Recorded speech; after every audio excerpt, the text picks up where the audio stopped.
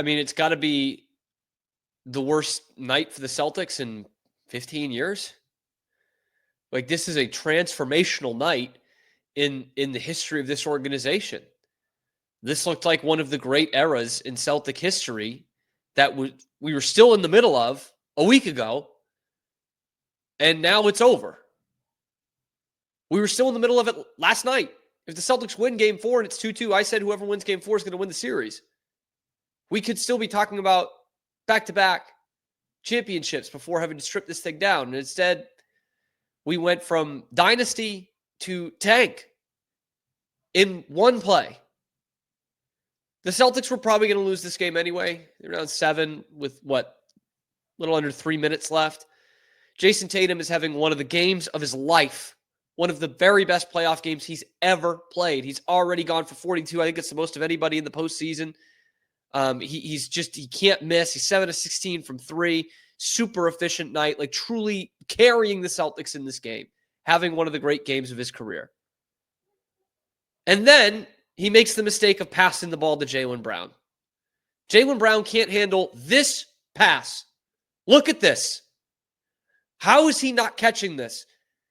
And he flubs it so bad that Tatum has to go after the ball and probably tears his Achilles, ruptures his Achilles as he's doing it. At the time of this live broadcast, we don't know the results of the MRI yet, but that certainly looks like the case. But it's just, what a dire night for the Celtics. To the point where I see fans on social media basically saying, at least it wasn't this, and it was Len Bias and Reggie Lewis. So that's how bad it was for the Celtics, that the optimistic Celtics fans are now saying, at least he isn't dead. At least he didn't die. It's not that bad. It's not good for the Celtics. This series is over. Like, this is done. 3-1 without Tatum. There's absolutely no shot. I don't give a shit what their record is without Tatum, because I've seen Adam Jones of WEEI putting that out there already. They're not winning a series from down 3-1 without Jayson Tatum. I don't care that they went 9-2 against the Trailblazers and the Charlotte Hornets in games that he didn't play in this year. And the one playoff game he's missed in his entire career, and they beat the Magic at home. That's not happening against the Knicks. It's not happening. But now this becomes, what is the future of the Celtics? They were already going to need to shed some contracts anyway. There was a very realistic scenario where they were getting rid of both Kristaps Porzingis and Drew Holiday at the end of this season. And now you're not going to have Jayson Tatum for all of next year. All of it. So at this point, do you just punt 25, 26? Like, do you just tank it? You're not going anywhere. You're not doing anything when you play a whole season without Jayson Tatum. You're not doing anything when your number one option is Jaylen Brown for a whole season. Like, they're going to suck.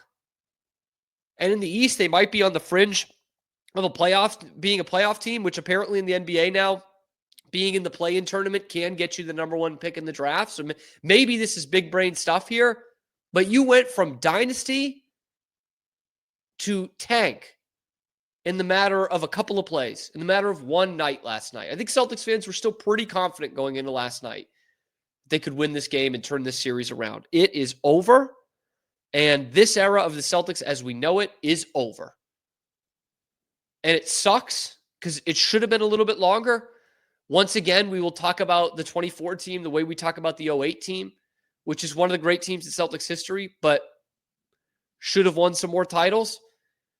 This once again goes to show how tough it is to do this, how tough it is to win back-to-back, how tough it is to be a dynasty, even in a league that has had plenty of dynasties. It's not an easy thing to do. And the last 2 times, really the last 3 times, the Celtics have won an NBA championship, they get dealt a major injury the next year that derails their championship window. In 87, Kevin McHale broke his foot in the playoffs. They made the finals, but of course he was not the same player. They were not the same team. 27-2 start to the 09 season. Kevin Garnett gets hurt, knee injury, season's over, you're out in the second round, and now same thing. Jayson Tatum, in his prime, gets what looks like an Achilles injury, in the middle of the playoffs, and they're going to be out in the second round to the Knicks, losing to all the worst people you know. All the worst people you know are happy about this. It's just, it's an absolutely brutal night for the Celtics, and it sucks that it had to happen in one of the, like, a great Jayson Tatum performance. Like, I was ready to put that one right up there with the Bucks game 6 facing elimination on the road in 22 when he had 46 points and willed them to victory. That was right there. Of course, he had a 50-point game in game 7 as well, but it just sucks, man. I don't know what else to say. I have never seen a team that I root for go so quickly from championship window, dynasty, to tank, uncertain future. Like that. And it's the worst Boston sports injury, or at least the most impactful Boston sports injury since Tom Brady in 08, tearing his ACL. And hopefully Tatum can come back like the way that Tom Brady did. But this is a guy who is the face of the city, who's a top 5 player in the NBA, going down with a major injury in his prime. He's 27. And after that, he might not ever be the same player again. I hate to be the boogeyman with that, but that's a real possibility that Celtics fans are going to need to face. He might not be Jayson Tatum in 2026, 2027 when he comes back. In fact, history would go to show that he's not going to be Jayson Tatum when he comes back. Because this has been, I know we've got a lot of Twitter doctors out there, but this guy's actually a doctor, and he's done studies on the Achilles tendon tears in NBA players. 37 from 1992 to 2019. Return to play was 78%. So it's not usually career ending, okay? But 31% of those players, of the 78%, were out of the NBA within 3 years. Most players struggled to restore, this is the conclusion, most players struggled to restore their pre-injury performance except for reserve players. So starters, they come back and they are not the same. The closest comp we have to this right now is Kevin Durant in 2019 in the NBA Finals. Tatum is 27. Durant was 30 when that happened. And to be quite fair, Durant returned to pretty good form after that. Okay, he's averaged over 25 a game every season since then. And now he's going to be 37 this year. So he's still doing it at a pretty high level. He's finished in MVP vote, top 10 of MVP voting twice since then. But since the injury, he's made the All-NBA team twice in 6 years. They're both second team, and that was a first team guy like Tatum is now. And you've seen it. He's not been the focal point on a winning team since then. And that's what Tatum needs to be. And that's what you expected Tatum to be for another 5 or 6 years. An All-NBA caliber focal point of a championship quality team. A contending team. And since then, Kevin Durant has not been that. He's put up good numbers, but he has not been that. Not at all. He's had one team that he's played on since then that was something of a contender. That was the 21 Nets. That fizzled pretty quickly. The next year, they were swept in the first round by the Celtics. And he, of course, has not had that in Phoenix. They've gone completely downhill. And unfortunately, that is the closest roadmap we have to Jayson Tatum.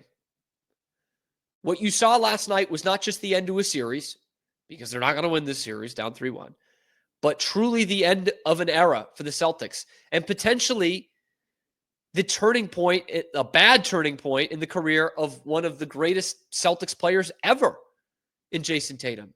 That's what he was certainly destined to be, and that's what he was already being. That's what he already was. He was already a top 10 player in Celtics history before last night. We were finally getting, the one-on-one, Brunson and Tatum. I said it all in the show yesterday. Man, Brunson has not been great either, but he's played well in crunch time. This is a chance for Jayson Tatum to take over this series, to carry his team, carry the momentum, and he was doing that. He was the only alibi they had. He was the only shot in hell they had in this game. He was carrying them, backpacking them, 42 points. And Jaylen Brown can't handle a pass, like a simple pass. Like stone hands, he just bats it back. God damn, man. We'll get to him in the next segment. The rest of this team has no alibi. God, they suck. But right now, the focus is on Tatum and what this means for the Celtics going forward. And I don't want to be this Debbie Downer guy, but I'm kind of sick of these Celtics fans, these green teamers who are like, Jayson Tatum's going to come back better than before. He's not, okay? He can still be a good player, but if he comes back better than before, that means you're saying he's going to win an MVP after an Achilles tear. Like, that's not going to happen. That doesn't happen. It hasn't happened. I think Tatum will come back from this injury. I think he'll be an effective player coming back. You know, he's a guy that has really no injury history, really, before this. I know he's had some shoulder issues. He's had the wrist problem, but nothing that's kept him out of games, nothing that's kept him out for months, nothing like that. So I think he will come back with that limited injury history. Like, I don't think it's going to end his career. But if you think he's going to return to an MVP kind of form after this, I'd like what you're smoking, man. Please. I could use the lift up. And I'm seeing, like, one of these Celtics accounts is like, oh, he's going to be back better because he's going to play in the paint more and get away from the perimeter game. That's the only bad part of his game, which I agree with. That is the only bad part of his game, or not elite part of his game. But you really think after an Achilles injury, Jayson Tatum is just going to become a guy who lives in the low block, where there's famously much more physicality than there is on the perimeter? Yeah, because Kevin Durant made himself a real back-to-the-basket post player after the Achilles injury. Like, what are you guys talking about? I don't know what's dumber, the people that say that or the people that say, well, they were 9-2 without Tatum in the regular season, so they could still win this series. Like, what are we doing here, man? This was a bad night. This was as bad as it's been for the Celtics in a night for 15 years. That's worse than losing in the finals. That's worse than almost making the 3-0 comeback against the Heat and losing in Game 7 at home. You know, it's worse than the trade of Paul Pierce and Kevin Garnett. It's worse than all of that. You've just watched what should have been a bountiful championship window just go up in smoke against the Knicks of all teams. Like that, it's gone. Wave to it. This was going to be one of the great eras in Celtics history. And I know that it was going to look a lot different after this year.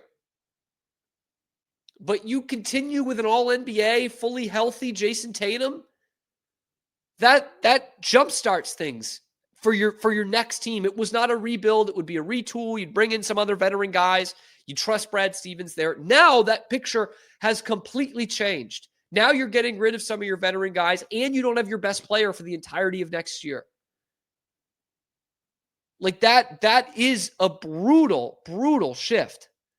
That is a massive change. And we still don't have anything. And now we got to hear, you know, what the hot take big move is going to be. Giannis? You trade Brown for Giannis? There's going to be all kinds of that. But the Celtics were the one good thing we had going in this city, other than an early spring. And now they're cooked too. The Bruins aren't going anywhere. The Patriots are the worst organization in the NFL. And the Red Sox are the Red Sox. They're mid as holy hell. They got us again. They got us on the fishing rod. And now they're going to let us go. They suck too. The Celtics were the only thing that helped our self-esteem in this city. And now they're done. It's not going to be fun days. It's really not going to be fun days ahead for this organization and for Jayson Tatum, because that sucks, man. And I thought Coley Mick had a great tweet last night. He's sometimes a little insufferable with this, but he said, wow, you know, now, you know, the face of the city is cut down in his prime, at least for a year. And all everyone did for the last 6 years of his career was just talk about how bad he was. That's time well spent. That's really time well spent. Anyway, let me know what you guys think in the comment section below. Is this the end of this Celtics team? Because it sure as heck looks like it. Let me know in the comments. Be sure to like the video, subscribe to the channel. It's completely free. We're on the path towards 4,000 subscribers. I'm your host, Cam Stuart. Zach Burke keeps us on the air. Check out the other videos on the channel. Find us live on YouTube, high noon Eastern time every day, talking Boston sports. And then we're available wherever you find your podcasts as well.